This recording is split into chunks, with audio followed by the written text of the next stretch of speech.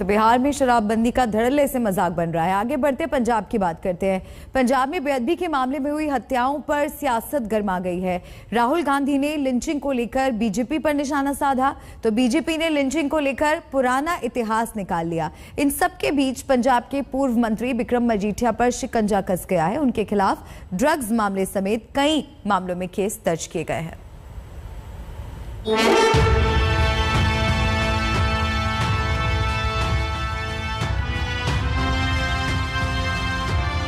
पंजाब में चुनाव है और बेअदबी के बाद लिंचिंग के मुद्दे पर जबरदस्त तनाव है।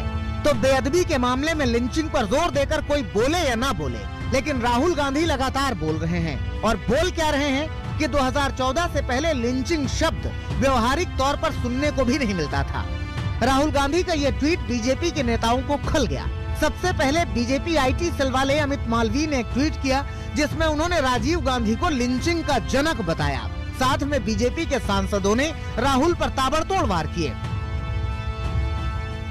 देखिए, राहुल गांधी छोटे बच्चे थे जब 84 में हजारों सिखों को दिल्ली एवं देश के अन्य शहरों में निर्दोष सिखों की नृशंस हत्या कर दी गई थी। बीजेपी के मंत्रियों ने भी मोर्चा संभाला। कांग्रेस पर जोरदार अटैक किया गया। उनको मालूम नहीं कि जब 84 के अंदर इसी दिल्ली के अंदर में सिख भाइयों को किस प्रकार से घसीट कर मारा गया, किस प्रकार से लोमहर्षक घटना हुई सिख भाइयों पर, और ये कांग्रेसियों ने किस प्रकार से कुकृत्य किया था। उस समय वो लिंचिंग नहीं था तो क्या था।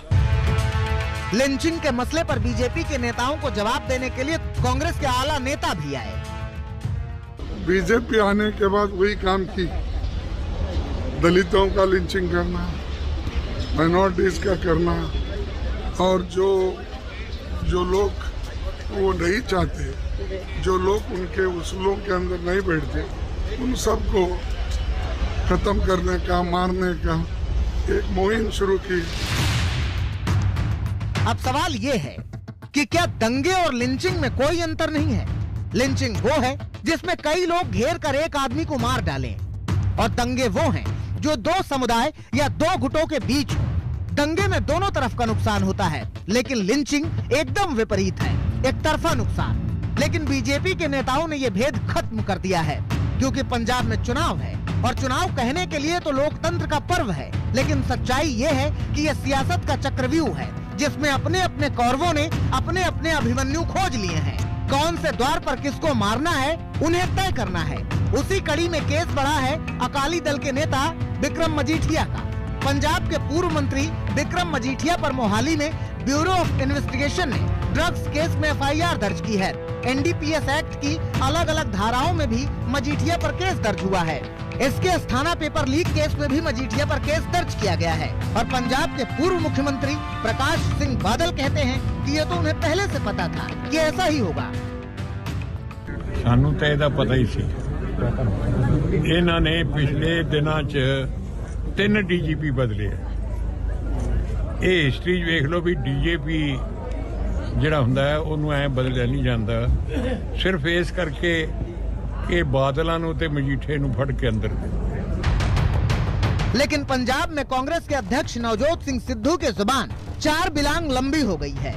उन्होंने तो मंच से सीधी धमकी दी है कि मजीठिया को लटका कर मारेंगे।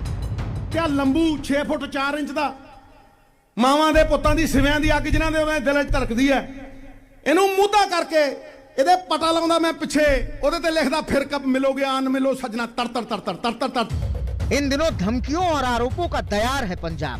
अभी तो चुनावों की तारीखों का ऐलान भी नहीं हुआ और अभी से यह हाल है, तो मान कर चलिए कि जंग अभी और धारदार होगी। चंडीगढ़ से सत्येंद्र चौहान और मनजीत सहगल के साथ आज तक ब्यूरो।